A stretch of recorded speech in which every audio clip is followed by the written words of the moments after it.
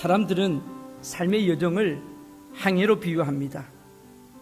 우리가 살다 보면 늘 잔잔한 바다와 같이 평안한 것만은 아닙니다. 때때로는 건강한 사람조차 배에서 토할 정도로 큰 풍랑이 우리에게 오기도 합니다. 우리가 풍랑을 만나 깊은 절망에 빠질 때 되면 주위 사람들이 떠납니다. 사랑하는 친구들이 떠나고요, 심지어 믿고 사랑하던 가족들도 떠나는 경우가 있습니다.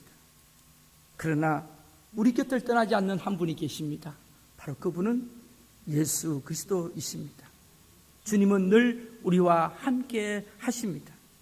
오늘 본문은 바울이 제수의 몸으로 로마로 가고 있던 중에 일어났던 한 사건입니다. 유라굴로라고 하는 광풍을 만나 엄청난 고통을 겪는 모습을 우리는 오늘 목격하게 됩니다. 우리 인생은 이런 광풍을 만나게 되죠. 그래서 오늘 말씀의 제목이 인생의 유라굴로 앞에서, 인생의 유라굴로 앞에서. 오늘 이 아침에 우리가 아주 편안한 복장을 입고 좋은 옷을 입고 편안하게 이 자리 예배는 드리고 있지만 우리 심령 속에는 말할 수 없는 폭풍들이 일어나는 분들도 있을 줄 압니다.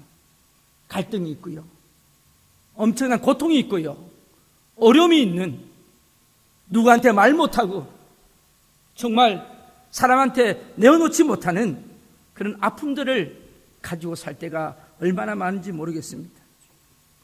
오늘 이 바울은 하나님 앞에 변화된 모습으로 하나님의 사도로 섬을 받았을 때 그는 한 가지 소망이 있었어요. 그것은 로마에 가서 복음을 전하고 싶다.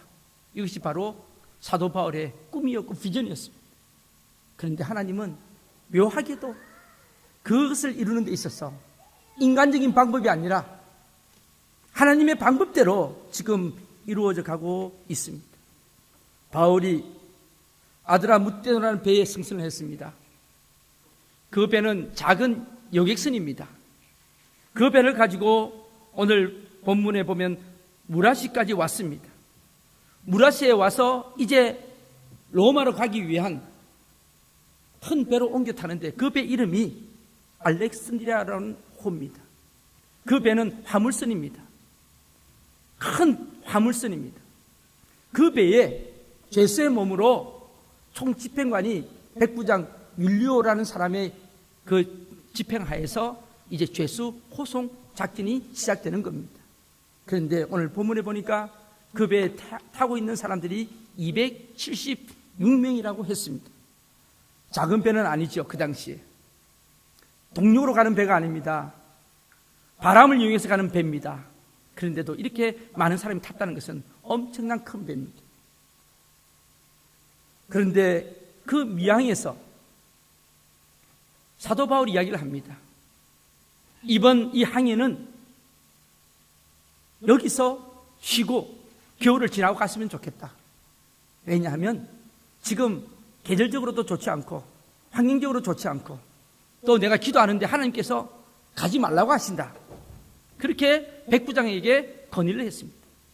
그런데 이 백부장은요, 어떻게 했습니까? 오늘 11절 말씀을 같이 한번 읽겠습니다. 11절 말씀 시작. 백부장이 선장과 선주의 말을 바울의 말보다 더 믿더라. 이게 우리 인간의 마음이에요. 여러분, 선장은 어떤 사람입니까? 배를 조함하는 사람입니다. 선장은 엄청난 경험을 가지고 있는 사람이에요. 오늘날로 말하면 전문가입니다. 우리 사람들은 항상 전문가의 말을 듣지요. 또 선주는 어떤 사람입니까? 선주는 이 배의 주인입니다. 쉽게 말씀드리면 경제인입니다. 부를 가지고 있는 사람입니다. 우리 인간들은 전문가와 부를 가진 사람에게는 꼼짝을 못하죠. 그리고 또 한 사람 있죠. 백부장 율리오입니다. 율리오는 권력을 상징하고 있습니다. 권력자 앞에 꼼짝 못하지요. 이게 삼위일체가 되어가지고 권력과 전문가라고 하는 사람과 그리고 돈이 있는 사람이 합쳐져 가지고 한 마음이 된 겁니다. 그 앞에서는 하나님의 말씀도 위력이 없었습니다. 하나님의 사람의 이야기도 결코 경청하지를 않았습니다. 그래서 결국은 다수결에 의해서 가장 민주주의 방법으로 이 배가 움직이기를 시작했던 것입니다. 그런데요, 이 사도 바울이 이야기를 한 것은 근거가 있는 이야기입니다. 오늘 9절에 보면 여러 날이 걸려 금식하는 절기가 지났다고 했습니다. 이 금식하는 절기는 유대인들의 절기입니다. 유대인의 듀시리 월 10일이 바로 7월 10일이라고 대속죄일입니다. 그걸 양력으로 하면 한 9월 말에쯤이 됩니다. 9월 하순이 됩니다. 그런데 이 금식하는 절기가 지났다 그랬어요. 10월이 됐습니다. 역사에 보면 바울이 로마로 가는 이 배의 날짜가 정확하게 나와 있습니다. AD 59년 10월 5일이 그 해의 대속죄일이었습니다. 그런데 이 속죄일이 지났다 그랬으니까 10월 말쯤은 됐어요. 사도 바울은요, 선교 여행을 많이 했던 사람이에요. 특히 이 지중해 바다를 많이 왔다 갔다 했던 사람이에요. 고린도전서 11장 25절에 보면 3번이나 배가 파손해가지고 일주일 동안 바다에서 고생했던 적이 있었다고 자기가 기록하고 있었습니다. 경험도 해봤던 사람이에요. 지금 떠나면 틀림없이 그 지중해 계절풍에 걸린다. 유라굴레에 걸리니까 가면 안 된다. 그렇게 부탁을 했지만은 결국 선장과 선제의 말을 더 믿었던 율리오 때문에 배는 추락하게 됐어요. 그럼 율리오는 어디에 기준을 뒀느냐? 많은 사람들이 베닉스로 가자는 거예요. 미항보다는 베닉스가 좋다는 거예요. 왜요? 미항은 항구가 작아요. 놀거리가 없어요. 술집이 없어요. 심심하죠. 베닉스에 가면 술집도 많고 한락가도 많고 놀 수 있는 데가 많이 있기 때문에 그곳에서 겨울 지내면 훨씬 재미나잖아요. 욕망에 눈이 어두워진 인간들 때문에 결국은 이 길을 결정할 수밖에 없었습니다. 어떤 때는 여러분 다수길이 좋을 수도 있는데 그 다수길이 다 옳은 것은 아닙니다.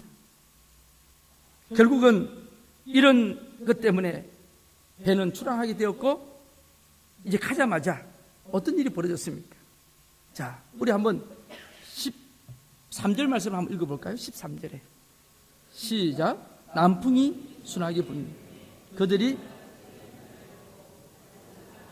그레데 해변을 끼고 처음에 무슨 바람이 불었습니까? 남풍이 불었어요. 지금 북쪽으로 가기 때문에 남풍이 불면 배가 잘 갈까요? 못 갈까요? 네, 잘 가죠. 그러니까 뒤에서 바람을 받으니까 얼마나 잘 갔겠어요. 미항에서 베닉스까지는 65km입니다. 그렇게 먼 거리는 아니죠. 차로 가면 뭐 1시간도 안 걸리는 거리인데, 그런데 바닷길은 꽤 멉니다. 미항을 떠난 배는 한참 동안 순항했습니다. 그래서 그들은 이렇게 이야기했을 거예요. 잘 결정했다. 날씨를 봐라. 얼마나 멋지냐. 저 사도 바울 이야기 들었다가는 큰일 날 뻔했다. 그런데 여러분 13절부터 15절 말씀입니다. 우리 같이 다시 한번 읽겠습니다. 시작. 남풍이 순하게 불매 그들이 뜻을 이룬 줄 알고 닷을 감아 그레데 해변을 끼고 항해하더니 얼마 안 돼요. 섬 가운데로부터 누라굴로라는 광풍이 크게 일어나니 배가 밀려 바람을 맞춰 갈 수 없어 가는 대로 두고 쫓겨갔다. 그런데 그 순풍은 영원한 순풍이 아니었습니다. 어떤 사람은 축복받을 때요, 그 축복이 영원한 줄 알아요. 착각을 합니다. 어떤 분은 자기의 삶이 이렇게 편안한 줄 알아요. 성경에 보면 어리석은 부자는 그해 농사가 풍년이 되니까 창고를 몇 개 더 지어놓고 뭐라 그럽니까? 내 영혼아 편히 쉬고 마시고 놀자. 자기가 부가 있으면 영혼이 편안한 줄 알아요. 이게 인간입니다. 착각하지 마시길 바랍니다. 우리 인생의 삶의 건강이 영원한지 아십니까? 영원하지 않습니다. 반대로 영원한 고난도 없습니다. 고난이나 축복은 하나님 손에 있습니다. 하나님 손 안에 있을 때 고난도 축복이 되는 것입니다. 순풍에 돛을 달고 항해를 시작했는데 이게 웬일입니까? 얼마 가지 않아서 유라굴로라고 하는 광풍이 일어났습니다. 이 유라굴로는 북동쪽에서 불어오는 허리케인입니다. 그때 되면 어뢰에 부는 계절풍이에요. 그래서 바울이 출항하지 말자고 한 것이 바로 이것 때문에 그런 것입니다. 제가 작년에 터키를 거쳐서 그리스로 한 바퀴 돌고 왔습니다. 그때 이 지중해를 봤어요. 정말 바다가 아름답습니다. 호수같이 아름답습니다. 가보신 분은 아시겠지만 그림 같습니다. 그런데 하루는 파도가 치기 시작하는데요. 깜짝 놀랐습니다. 야, 그 파도가요, 그 해변가 옆에 있는 식당가에 덮치는데요. 자, 그걸 보고, 야, 사도 바울 때도 이랬겠구나. 저는 바다에 대한 좋은 기억만 있는 건 아닙니다. 제가 해군에 한 7년 있었는데요. 제가 소위 인간하고 난 뒤에 제일 먼저 탔던 배가 구축함입니다. 우리 여기 차 집사님, 제 대선배님이 계시지만은 소위 때 인간하고 배를 탔는데 동해에서 그 당시에 우리나라에서 제일 큰 배 구축함 DD를 탔습니다. 현지 부임을 한 겁니다. 아직도 잊을 수 없습니다. 12월 달입니다. 근데 그 동해 바다요, 겨울 바다, 파도 엄청나게 칩니다. 제가 딱 배를 타고요, 함장한테 신고를 하고 난 뒤에 그때부터 고난이 오기 시작했습니다. 파도가 한 4, 5m 치는데요, 작은 배는 다 들어가는데 큰 배는 안 들어갑니다. 이게 배가요, 여러분들, 파도 쳤다가 툭 떨어지는 거 있잖아요. 그래서 위에서 아래로 툭 떨어지는 걸 피칭이라고 합니다. 피칭. 쑥 떨어지는 게 피칭이고요. 그 다음 옆으로 이렇게 왔다 갔다 하는 걸 로링이라고 합니다. 로링. 근데 저는 신체적으로 보면 로링은 좀 견디겠어요. 이거는 조금 견디겠더라고요. 근데 피칭이 안 돼요. 피칭이. 이게 올라갔다 떨어지면 막 속에 있는 게, 죄송합니다, 확 다 나옵니다. 그래서 제가 일주일 동안 근무지가 화장실이었습니다. 갈 데가 없어요. 갈 데가. 화장실에 가서 앉아 있었어요. 그런데 그 선배 장교들도 다 이해를 하더만요. 자기들도 다 겪은 일이기 때문에. 그래서요, 화장실에서 한 4, 5일 앉아 있는데, 여러분, 차는 멀미를 하면 내리면 돼요. 그냥 차 세우라고 해서 내리면 되잖아요. 배는 내릴 데가 없습니다. 바다에 뛰어들 겁니까? 어디로 갈 겁니까? 그래서 이게 고통스러운 겁니다. 어디를 숨어요? 배 전체가 흔들리는데. 그래서 방법이 있습니다. 여러분, 배멀미 하시는 분들 딱 그렇게 하시면 돼요. 들어 누우세요. 딱 누우면 됩니다. 제가 화장실에 딱 누우니까 괜찮더라고. 딱 누워서 한 4, 5일을 지나는데 선배장교가 저를 끌고 갑니다. 밥 먹으러 가자고. 안 먹어요. 밥 먹어야 산대요. 그래서 여기 보면요, 사도 바울이요, 사람들한테 먹입니다. 이게 맞는 거예요, 여러분. 먹고 난 뒤, 먹으니까 그게요, 여러분, 여객선은 그래도 뭐 이렇게 장치라도 있죠. 뭐 침대도 있고. 군함은요, 기름 냄새, 아십니까? 그 기름 냄새. 그리고 그 얼마나 그 배에 독특한 냄새가 있습니다. 밥을 먹는데 그게 밥이 아닙니다. 모래에 씹는 것 같아요. 그런데 먹고 또 어디로 갑니까? 제 근무처로 가죠. 화장실로 갑니다. 그런데 하나님은요, 참 묘하신 분입니다. 사람이요, 꼭 환경에 적응할 수 있도록 만들어놨어요. 절대로 죽으라는 법은 없어요. 한 4월 지나니까 앞이 보이기 시작하더라고요. 그때부터 정상적인 생활이 됩니다. 그러니까 여러분, 어느 곳에 가시든지 걱정하지 마세요. 하나님은요, 다 살도록 되어 있어요. 아무리 추운 곳에 가도 인간 삽니다. 더운 곳에 가도 삽니다. 그리고 여러분, 어떤 상황에 갔더라도 살 수 있도록 하나님 만들어 놓으셨어요. 제가 거기서 한 4개월 지나고 난 뒤에 휴가를 나왔는데, 육지에서 잠을 자려는 게 잠이 안 오는 거 있죠. 흔들려야 잠이 오는데 또 잠이 안 와요. 적응이 돼가지고. 참 신기합니다. 그래서 제가 이 설교를 준비하면서 이 사도 바울과 이 당하고 있는 사람들의 심정을 제가 압니다. 얼마나 힘들었을까? 얼마나 힘들었을까? 여러분 보세요. 몇 절인가? 18절에 한번 볼까요? 18절에 우리 같이 한번 읽어볼까요? 시작. 우리가 풍랑으로 심히 애쓰다가 이튿날 사공들이 뭐를 풀어버려요? 그 아까운 화물들. 그 당시에 여러분, 이 곡물 운반선이거든요. 옥수수하고 이런 곡물들이 잔뜩 쓸려져 있었어요. 다 돈덩어리입니다. 근데 그걸 이틀 만에 버릴 수밖에 없었어요. 그리고 사흘째 됐는데 배의 모든 기구들을 다 버립니다. 여러분, 배 기구들을 버린다는 것은 배에 기구가 있어야지 항해를 하죠. 근데 배 기구를 다 버린다는 것은 이제 포기한 겁니다. 끝났다는 거예요. 이제 피니시예요. 피니시. 끝났어요. 어떻게 하겠습니까? 저는 여기서 인생의 정의를 발견합니다. 한번 들어보시겠습니까? 인생이란 가고 싶은 대로 가는 것이 아니라 가는 대로 가는 것이 인생입니다. 동의하십니까? 내가 가고 싶은 대로 인생을 끌고 가는 것이 아니라는 거죠. 그렇다면 우리는 안 죽어야 돼요. 우리 죽기 싫잖아요. 병들지 않아도 될 텐데 병이 듭니다. 모든 사람들이 사업이 잘 돼야 되는데 사업이 잘 안 됩니다. 인간관계가 생각대로 안 됩니다. 그게 인생이라는 거죠. 내 인생은 내 마음대로 되는 게 아닙니다.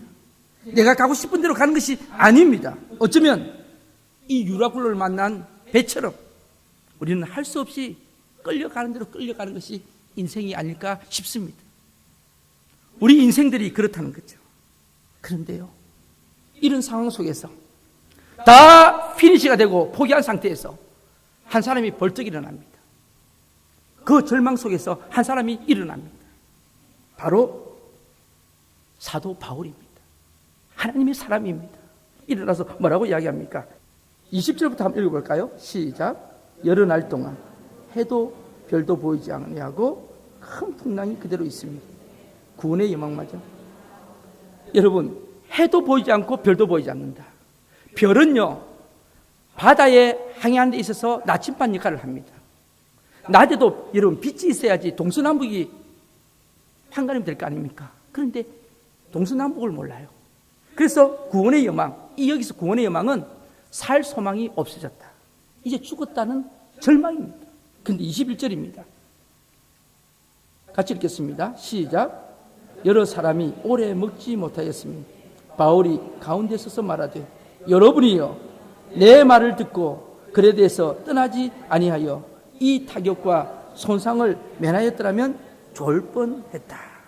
여러분, 내 말대로 안 왔으면 좋을 뻔하지 않았느냐, 이 이야기를 먼저 끄집어냅니다. 그런데 사도 바울이 이 이야기만 하려고 일어난 것은 아닙니다.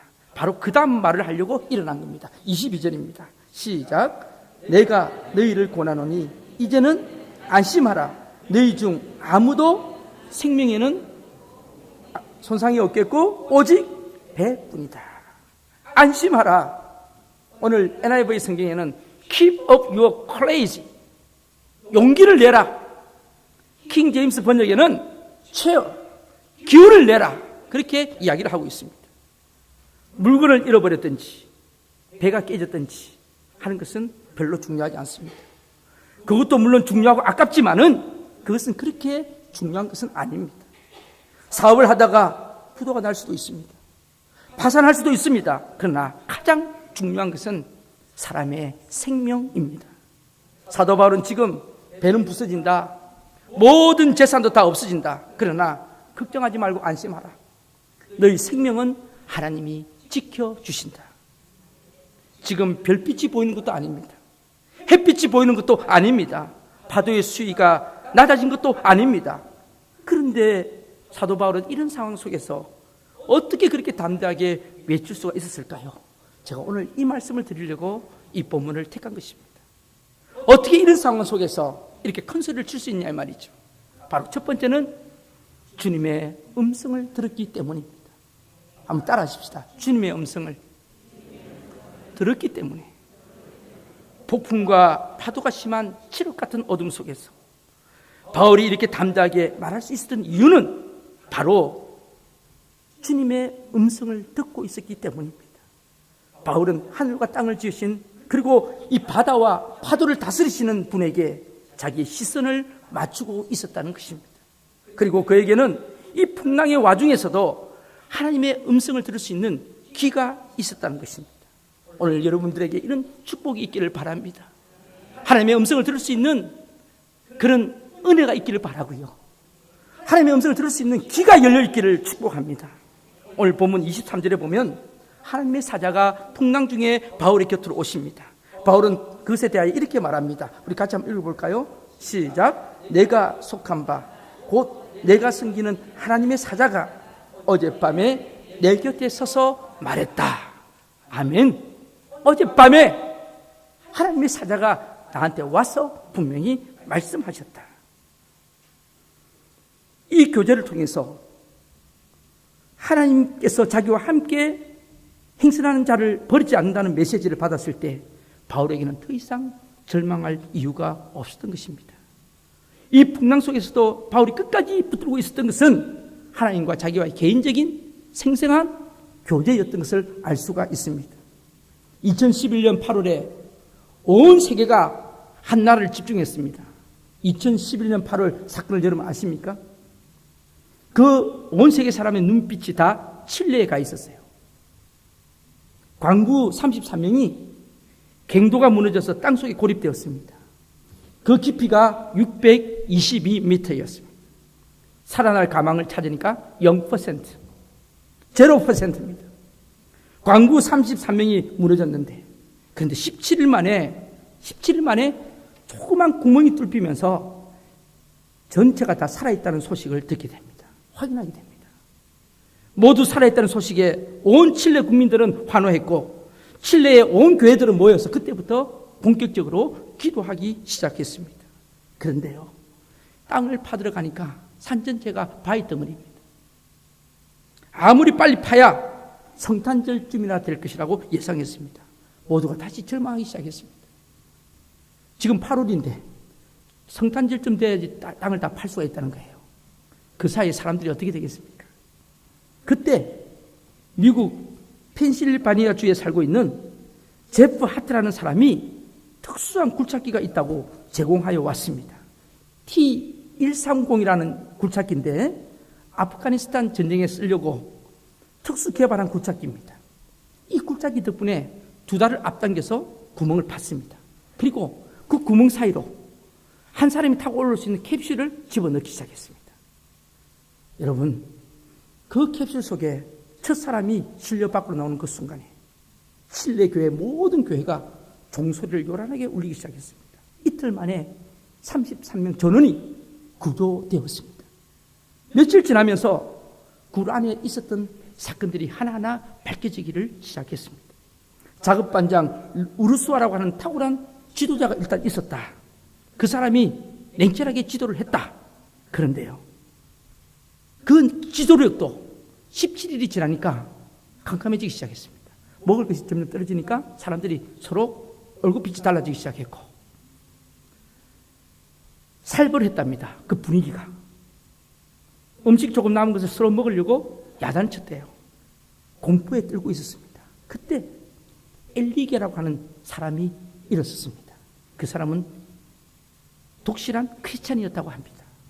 그분이 이렇게 이야기했대요. 그 갱도 안에서. 여러분 이렇게 어려울 때 우리는 하나님을 의지하여야 합니다.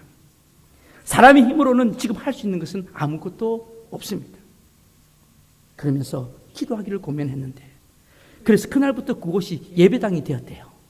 그래서 여러분, 찬송하고 기도 드릴 때 바로 그 17일째 되는 그날이 바로 한마음으로 기도할 때였대요. 거기서 지상에서 연락이 왔다는 거예요. 교신이 된 날이 바로 그날이라는 거예요. 여러분, 우연일까요? 33명 중에서 최연소자가 지미 산체스라는 청년이었는데 19살이었습니다. 그가 구출되면서 신문 기자들과 함께 한 이야기는 그 당시에 온 세계인의 마음을 울렸습니다. 이런 이야기를 했습니다. 굴 속에 있는 우리는 33명이 아니었습니다. 34명이었습니다. 분명히 33명이었거든요. 그런데 예수님이 항상 우리와 함께 계셨습니다. 여러분, 동아일보는 기독교 신문 아닙니다. 그 당시에 동아일보에서 신문 제목을 이렇게 잡았습니다. 33명이 아니라 하나님과 함께 34명이었다. 그리스도인에게 있어서 기도는 우리들의 생명줄이라고 할 수가 있습니다. 기도가 상실될 때, 여러분, 기도줄이 끊어지면 남아있는 모든 인간에게는 절망밖에는 없습니다. 그러나 하늘과 땅을 지으신 하나님, 나보다 나를 더 잘 아시는 하나님, 내 과거와 현재와 미래를 아시는 하나님, 그분이 내게 말씀하시고 있는 한, 그리고 그분 앞에 나의 절망과 나의 모든 상황을 알 수 있는 한, 나에게는 더 이상 절망이 있을 수 없습니다. 살아계신 하나님과 나 사이에 있는 교통이야말로 나에게 있어서 문자 그대로 희망이요, 생명이요, 구원이요, 능력인 것입니다. 나를 향해 덮쳐오는 거센 풍랑 속에서도 주님을 찬양하며 걸어갈 수 있었던 평안함과 담대함의 비밀을 여러분은 아십니까? 풍랑 중에 평안하려면 주님의 음성을 들어야 합니다. 오늘 이 아침에 여러분 이 음성을 들을 수 있는 은혜가 있기를 바랍니다. 두 번째는 인생의 사명을 발견할 때에 인생의 유라구라 앞에서 우리는 담대할 수가 있습니다. 자신이 무엇 때문에 존재하고 있는지 또 무엇을 위해 살고 있는지 알고 있는 자라야 고난과의 싸움에서 의미를 발견할 수 있다는 말씀입니다. 내가 고생을 하고 있다는 사실도 괴롭지만은 왜 고생을 하는지를 모르는 것이 더 괴로운 것입니다. 여러분, 아무런 의미가 없이 살면 금방 넘어집니다. 목표가 없으면 넘어집니다. 시베리아에서는 이런 형벌이 있다고 그러네요. 추운 겨울날 제수들을 바깥에 내어놓고 삽을 하나씩 주면서 땅을 파라고 한대요. 땅을. 그러면요 곡괭이하고 삽을 가지고 땅을 판대요. 열심히 판대요. 그럼 파고 나면 이제 덮으래요. 또 덮는데요. 또 파래요. 또 파요. 또 덮으래요. 그 몇 번 하면 사람 미친대요. 왜 파는지 이야기도 안 해주고 그냥 땅 파왔다가 묻었다가 팠다가 묻었다가 그게 바로 형벌입니다. 그런데요 똑같이 땅을 팝니다. 그런데 그 현장 소장 이야기를 합니다. 여러분 오늘 우리가 땅을 파야 됩니다. 땅을 파는데 지금 이 지하에 가스가 지금 새고 있습니다. 이 가스를 발견하지 못하면 수많은 사람이 죽을 수가 있습니다. 그러니까 오늘 우리가 오늘 중에 이 가스를 어디서 새는지를 찾아야 됩니다. 땅을 팝시다. 그랬더니 사람들이 긴장하면서 땅을 파기 시작합니다. 가스관을 그들이 아주 조심하게 땅을 파는데 파보니까 새지 않아요. 또 덮어요. 파보니까 또 새지 않아요. 덮어요. 똑같이 땅을 파고 덮습니다.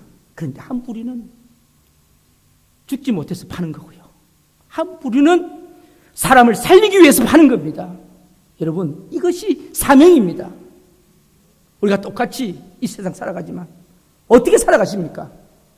뭐 때문에 살아가십니까? 아무 생각 없이 산다면 그것은 죄입니다. 저는 죄라고 생각합니다. 어떤 애가 학교에서 그랬다면요. 너 앞으로 커서 뭐가 되려 하니까 뭐 아무거나 되죠 뭐. 그래서 선생님이 좀 답답하셨대요. 그런데 한마디가 선생님한테 혼날 말을 했죠. 할 거 없으면 선생길이라도 하지 뭐. 그러다가 선생님한테 엄청 얻어맞았대요. 근데 가만히 있으면 될 건데 요즘 교사 되기가 쉽습니까? 할 거 없으면 선생길이라도 하지 뭐. 그래가지고 엄청 얻어맞았대요. 여러분 할 거 없으면 하시겠습니까? 여러분 그런 사람 한 사람도 없어요. 이 땅에 분명히 하나님께서 목적이 있어서 우리들을 불러주신 줄로 믿습니다. 요즘 우리 교회가 잘 될 것 같아요. 왜 제가 그러냐면 예배 시간마다 대표기도 하시는 분들이 하나님 앞에 울어요. 오늘 일부 예배 때도 어떤 집사님이 기도하시는데 울면서 기도하시더라고요. 저도 같이 울었어요. 눈물로 하는 기도는 하나님이 응답하십니다. 여러분 저는 그런 경험했어요. 누구를 위해서 기도할 때 눈물이 흘러요. 그것은 하나님이 응답하시는 기도더라고요. 간절한 기도는 하나님이 응답하십니다. 오늘 여러분 아무런 의미 없이 살 때는 넘어지지만 사명은 우리가 고난을 극복할 수 있는 힘을 주십니다. 오늘 24절 말씀 우리 한번 확인 한번 해보겠습니다. 24절 시작. 바울아 두려워하지 말라. 내가 가이사 앞에 서야 하겠고 또 하나님께서 너와 함께 항해하는 자를 다 내게 주셨다 하였으니. 아멘. 무슨 말입니까? 하나님의 의도가 분명히 나타나는 말씀입니다. 하나님이 바울을 살려주시고 바울을 비롯한 275명의 사람이 그로 인해 생명을 얻게 되는 이유는 바로 바울이 가이사 앞에 로마의 시자 앞에 서야 한다는 사실 때문입니다. 여러분 사명이 있는 사람은 결단코 죽지 않습니다. 병들어도 망해도 죽지 않습니다. 자신의 생애를 통하여 하나님 앞에서 이루어야 할 사명이 있는 사람은 절대로 사라지지 않습니다. 바울의 마음속에는 이런 큰 사명이 있습니다. 그것은 로마를 방문해서 로마의 복음의 횃불을 붙이는 일이 바로 사도 바울의 사명이었습니다. 바울은 로마 제국을 그리스도 복음으로 변화시키는 이 위대한 작업을 위해서 하나님께서 자기에게 아직도 삶의 이유를 주시고 있다고 믿었습니다. 나는 가이사 앞에 서야 한다. 그리고 마침내 가이사 앞에 예수 그리스도의 피 묻은 생명의 복음을 전할 것이다. 그리하여 전 세계에 복음화해야 할 것이다. 이것이 바로 사도 바울의 사명이었습니다. 저는 고등학교 때 하나님 앞에 소원했습니다. 너무 어렵고 힘들어서 소원했습니다. 너무 앞이 캄캄해서 소원했어요. 저한테는 그 당시 절망이었어요. 하나님, 이 어두운 고난을 이겨나갈 수만 있다면, 제가 앞으로 이 터널을 이길 수만 있다면 제가 주의 종이 되겠다고 하나님 앞에 그때 멍청하게 소원해버렸어요. 그래버렸어요. 그냥 너무 힘들어가지고. 그런데 하나님의 계획은 정확하게 이루어집니다. 제가 다음에 한번 간증할 시간이 있겠지만 그걸 빗나가려고 제가 다른 데로 가려고 애를 썼는데 하나님은 정확하게 목회자의 길로 가게 하셔서 제가 오늘 우리 오클랜드 한인교회 여기 써 있고요. 저는 우리 오클랜드 한인교회에 와서 느낀 사명은, 그래도 우리 오클랜드 한인교회가 오클랜드 땅의 모교회 아닙니까? 한국으로 말하면 세문안교회예요. 영락교회가 우리 오클랜드 한인교회입니다. 아십니까? 오늘 우리 교회 오신 지 얼마 안 되신 분들, 우리 교회가 최초의 오클랜드 한인교회입니다. 하나님은 왜 이 교회를 세워주셨을까요? 저는 분명히 확신합니다. 앞으로 제2의 오클랜드 땅에 성령의 불을 일으켜야 합니다. 많은 영혼들을 구원해야 합니다. 그래서 저는요, 신세대는 별로 안 좋아해요. 소망이 없는 사람들. 우리 이제 다 끝났어요 하는 사람들은 제가 별로 안 좋아해요. 그래도 뭔가 합시다 하는 사람은 저는 좋아합니다. 그래서 저는 우리 애들이 좋아요. 애들이 옛날 이야기하는 거 들어봤어요? 옛날엔 내가 살 때 말이야. 이런 이야기 들어보셔서 애들이 나는 앞으로 뭐가 될 거라 이야기하지. 근데 자꾸 옛날 이야기하는 사람들은 좀 희망이 없어요. 희망. 그러니까 앞으로 우리 교회가 뭐를 할 것인지 이런 모이면은 그런 이야기 하시기를 바랍니다. 선교회가 모이면 앞으로 우리 선교회가 뭐를 할 건지, 옛날에 이렇게 했다 소리 그건 10분만 하시고 50분은 앞으로 뭐를 할 것인지를 이야기하시기를 바랍니다.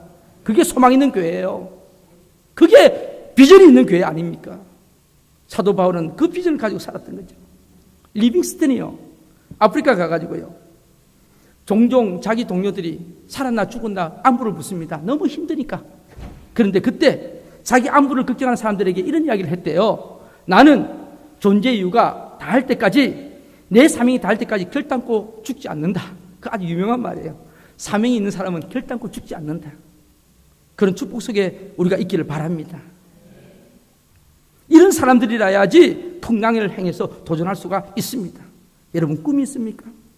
오늘 살아계신 하나님의 말씀을 통해서 여러분의 존재 이유를 확인하고 있습니까? 왜 사는지 그 이유를 아십니까? 아침부터 저녁까지 땀 흘리며 일하는 이유를 아십니까? 인생의 사명을 발견하셨는지요? 마지막으로요, 세 번째는요, 인생의 유라굴로 앞에서 우리는 어떻게 해야 합니까?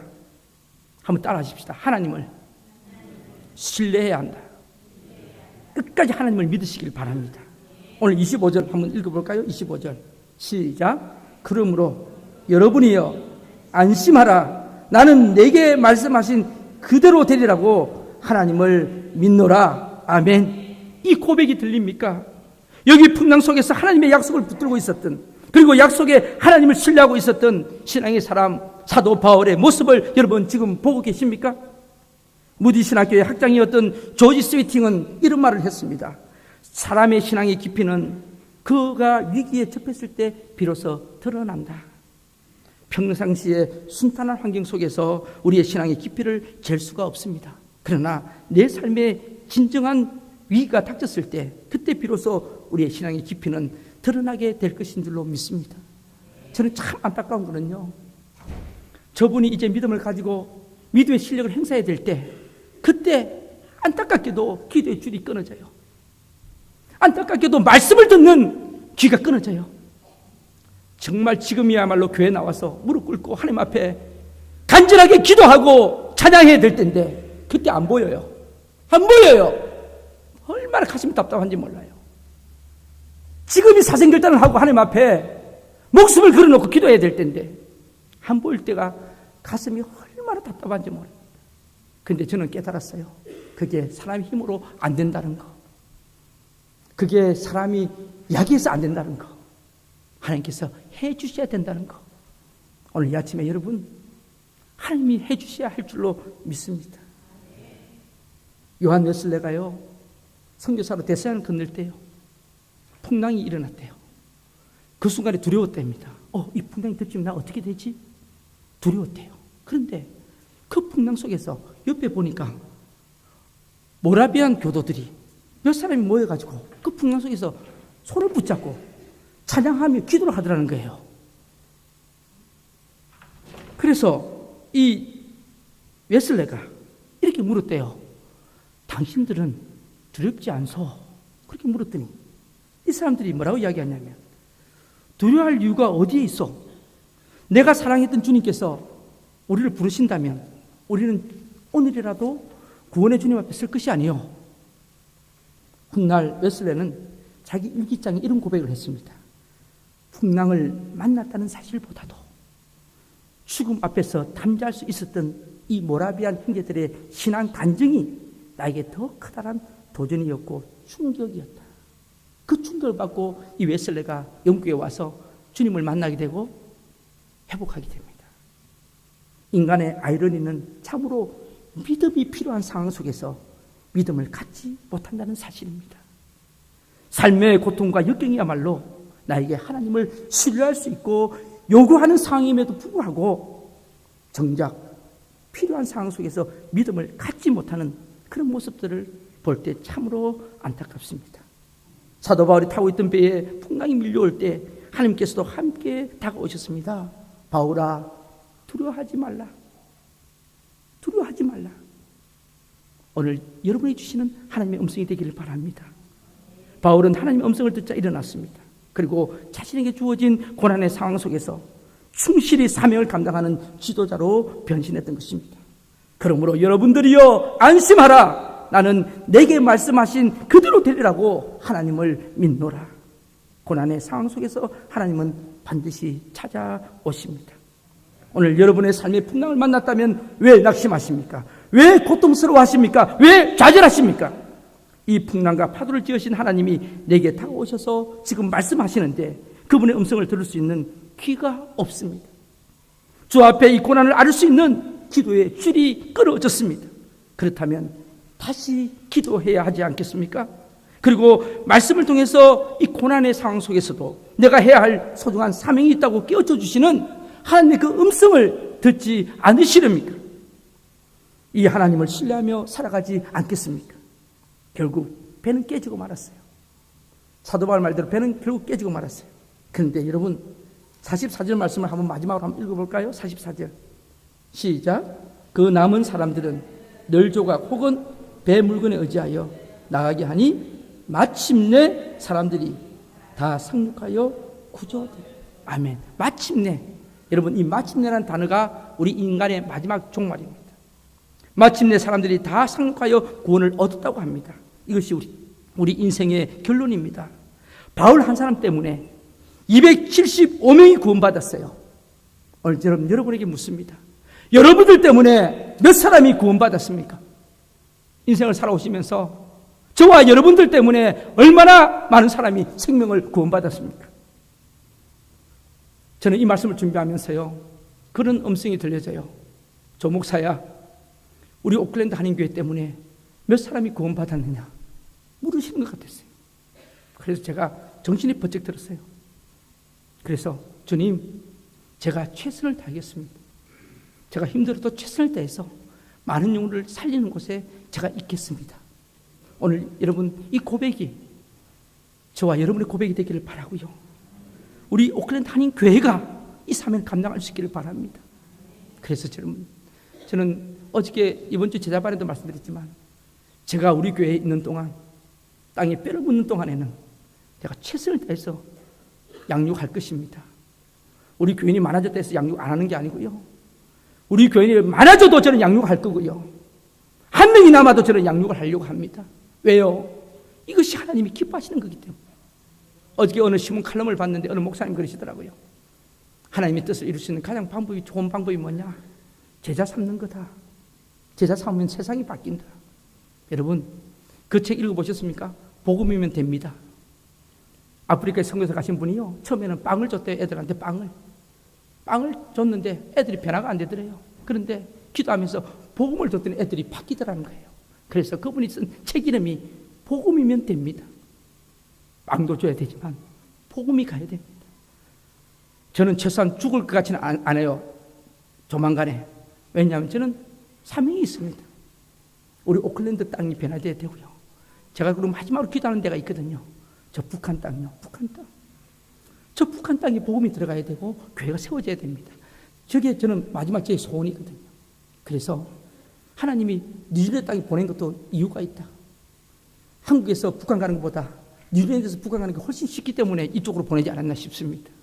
그래서 계속해서 저는 북한 땅을 유심히 보면서 기도하고 있습니다. 우리 오클랜드 땅에 북한 땅을 위해서 기도하는 교회가 하나 있어서 어떤 권사님이 무명으로 아주 그에게 성경금을 헌금하셨어요. 도네이션 하셨어요. 그 교회 도네이션 해주면 좋겠다고. 그래서 제가 그 교회를 보면서 계속 기도하고 있습니다. 지금 이번 주에 그 목사님 통화를 했어요. 근데 참 감사한 건 제가 딱 보니까 월요일마다 북한 구원을 위한 기도회가 있더라고요. 제가 그거 보면서 마음이 찐하게 오면서 그래, 그 권사님 보기는 똑바로 잘 봤구나. 여러분, 우리의 사명이 있을 때는 하나님이 두근거림을 주십니다. 여러분, 예배 드릴 때마다 두근거림이 있기를 축복합니다. 그리고 비전에 대한 소망들이 있기를 축복합니다. 기도하시겠습니다.